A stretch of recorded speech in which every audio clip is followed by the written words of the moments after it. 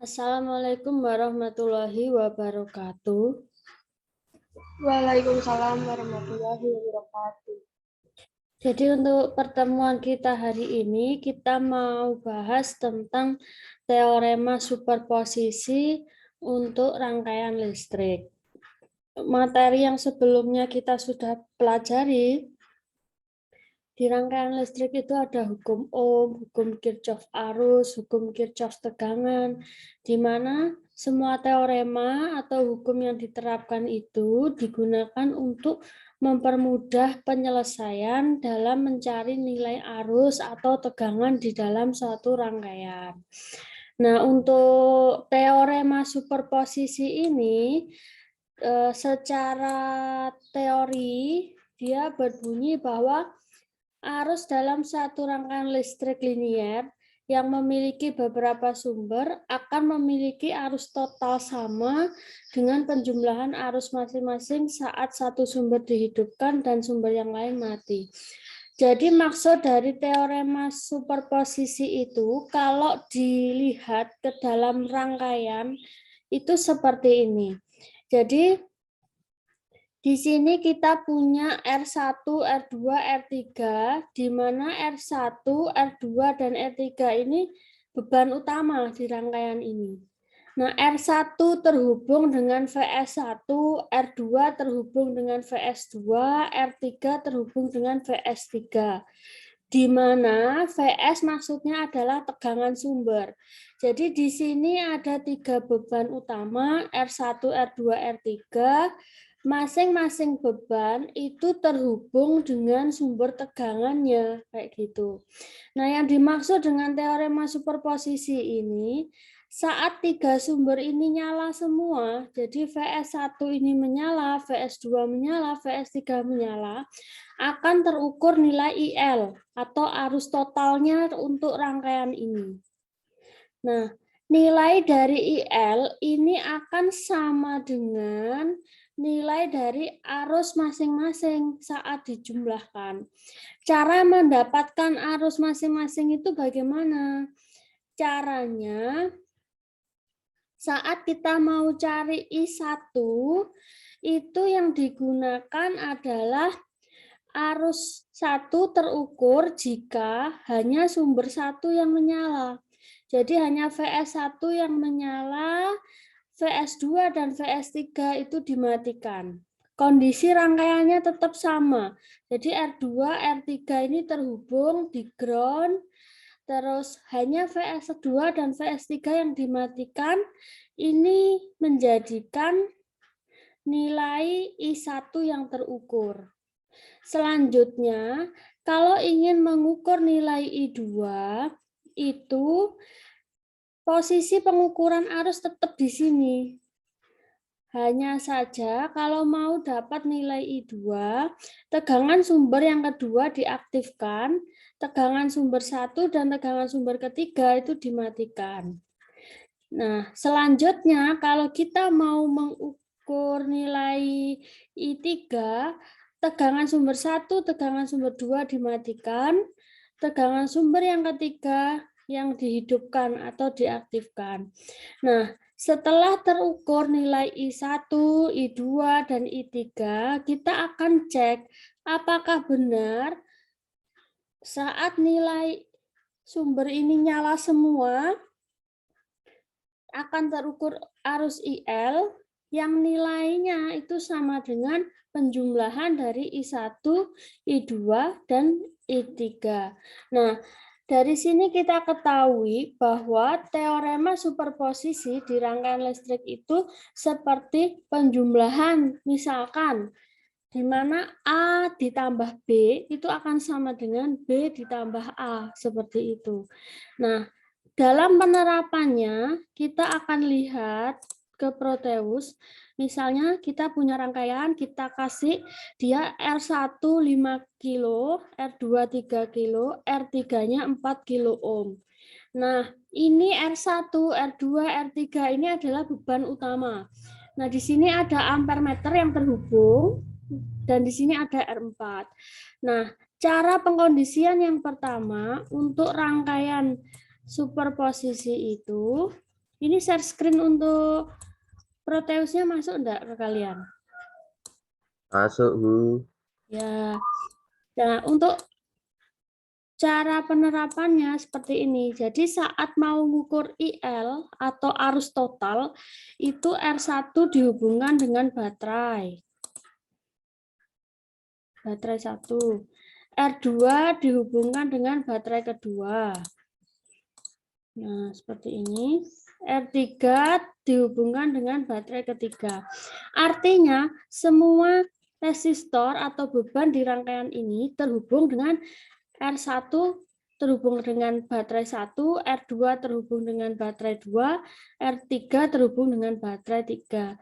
Nah, ini kita play, kita lihat hasilnya. Ternyata saat ketiga sumber ini nyala bersamaan, diperoleh nilai IL adalah 1,72. Nah, ini nanti kalian kalau sudah terapkan untuk laporan di screenshot sambil ditulis datanya.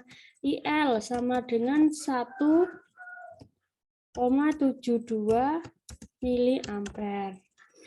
Nah, kalau sudah, berarti sudah dapat nilai arus total atau IL. Langkah selanjutnya adalah mencari nilai dari I1.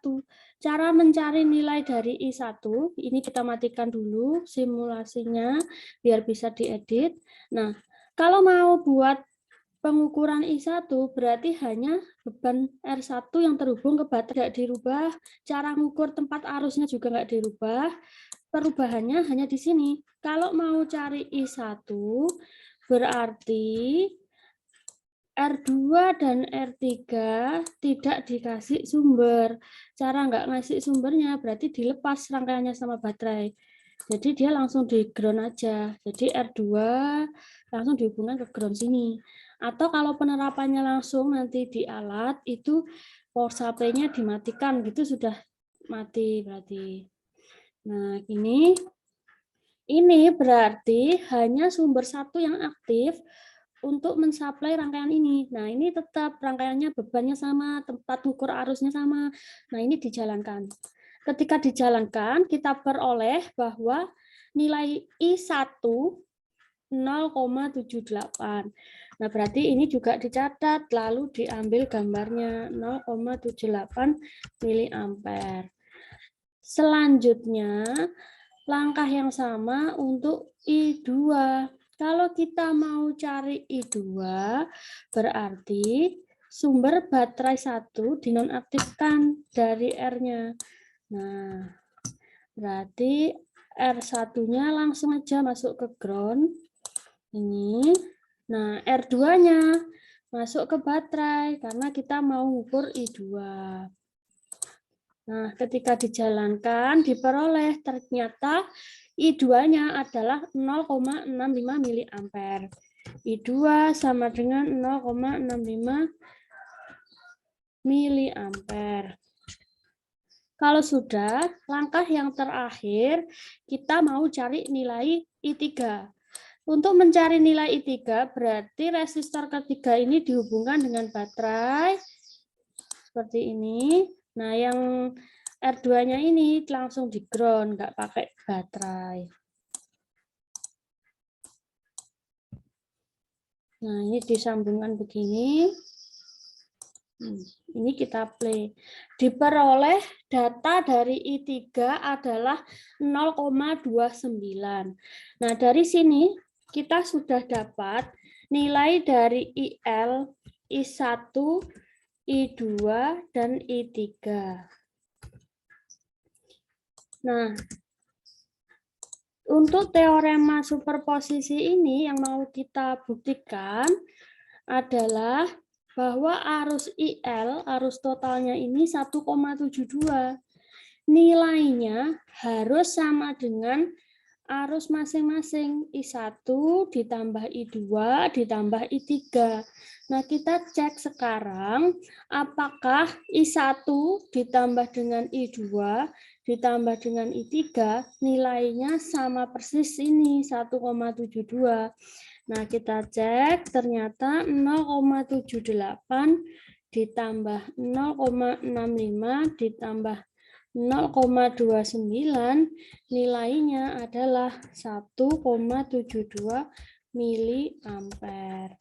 Nah, dari sini kita ketahui bahwa untuk teorema posisi ini, superposisi ini sudah benar.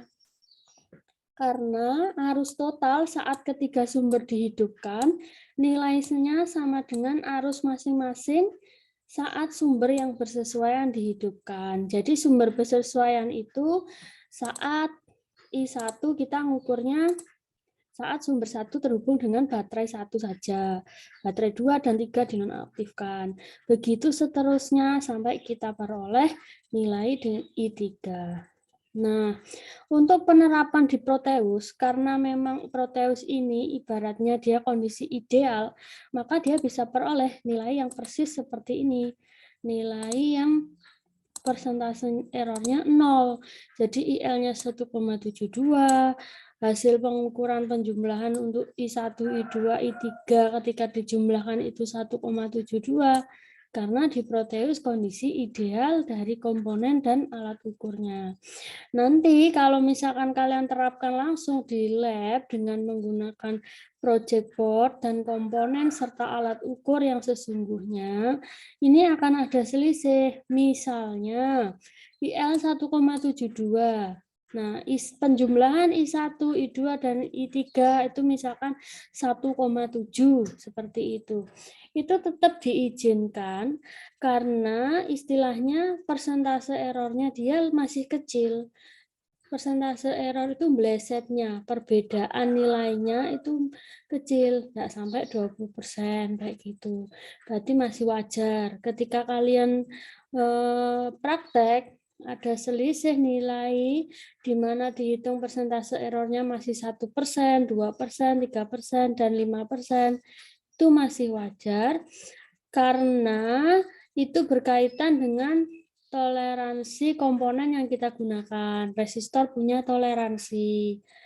Terus alat ukur yang kita pakai, multimeter itu dia juga punya hambatan dalam yang tersusun di dalam alat itu, bukan hanya hambatan murni seperti itu.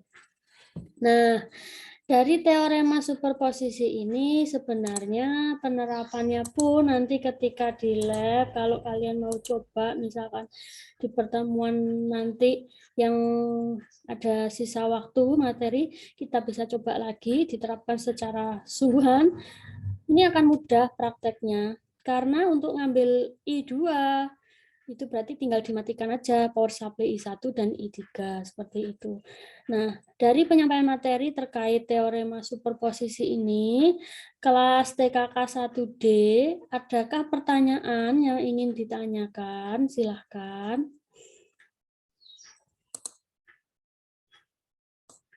TKK 1D sudah paham atau masih ada yang bingung? Halo?